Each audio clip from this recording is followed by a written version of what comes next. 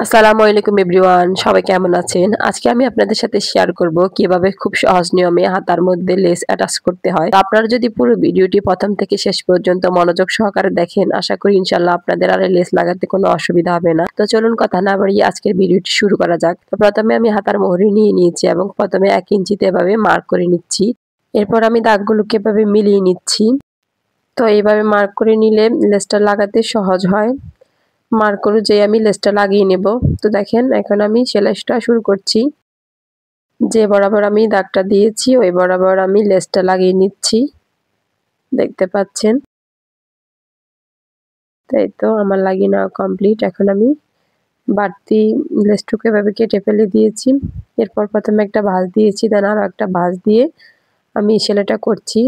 তো আমি দ্বিতীয় যে ভাঁজটা দিয়েছি ওই ভাঁজটা লেসের উপরে উঠিয়ে দিয়ে তারপর আমি সেলাইটা করছি, দেখতে পাচ্ছেন।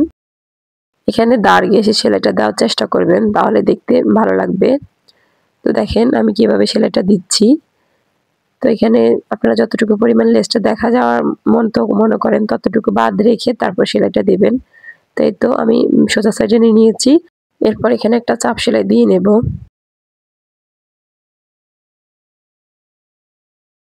তো এই তো দেখেন আমার সেলাইটা করা কমপ্লিট।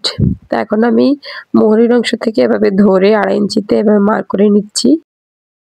এরপর দাগগুলোকে এভাবে মিলিয়ে দিচ্ছি।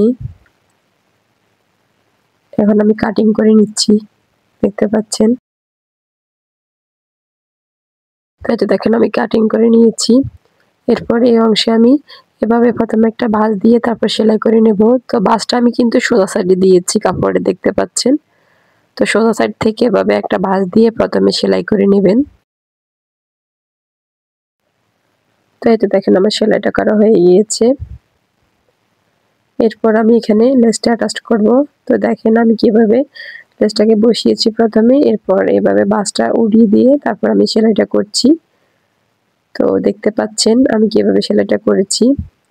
আমি যে এক সাইড থেকে প্রথমে ভাঁজটা দিয়েছি ওই ভাঁজটা লেসের উপর উঠিয়ে দিয়ে তারপর আমি সেলাইটা করছি এক সাইড থেকে, দেখতে পাচ্ছেন। তো আপনারা যদি এইভাবে লেস অ্যাটাচ করেন তাহলে ফিনিশিংটা ভালো আসে আর কি, দেখতেও সুন্দর দেখায়।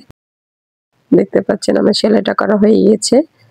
এরপর আমি এটাকে সোজা সাইডে নিয়ে নিয়েছি। এরপর সাইড থেকে একটা চাপ সেলাই বসিয়ে দেব এখানে। আসলে এখানে বলে বোঝানো কোনো সম্ভব না, আপনারা যদি মনোযোগ সহকারে দেখেন আশা করি দেখলেই বুঝতে পারবেন।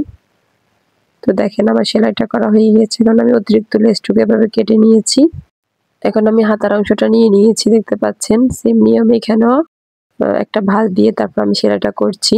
তো ভাঁজটা দিয়েছি আমি সোজা সাইড থেকে, অর্থাৎ হাতার সোজা সাইড থেকে আমি ভাঁজটা দিয়েছি, দেখতে পাচ্ছেন। তো চিকন করে ভাঁজটা দিয়ে তারপর আমি সেলাইটা করছি।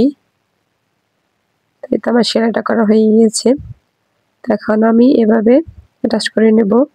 তো হাতার কাপড়টিকে রেখেছি আমি সোজা সাইডে, উপরে যে লেসটার কাপড় আছে ওটাকে রেখেছি উল্টো সাইডে। এরপরে এভাবে ধরে তারপর আমি সেলাইটা করছি, দেখতে পাচ্ছেন কিভাবে সেলাইটা করছি। অর্থাৎ চিকন করে যে ভাঁজটা দিয়েছি ওই ভাঁজটা লেসের এক সাইড থেকে এভাবে উঠিয়ে দিয়ে তারপর সেলাইটা করছি। তো এইভাবে আপনারা যদি সেলাই করেন দেখতেও সুন্দর লাগে আর কাজের ফিনিশিংটাও ভালো আসে আর কি। তো এই তো আমার সেলাইটা করা হয়ে গিয়েছে। এখন আমি সাইড থেকে এভাবে একটা চাপ সেলাই বসিয়ে দেব। আশা করি দেখে বুঝতে পারছেন কতটা সহজ।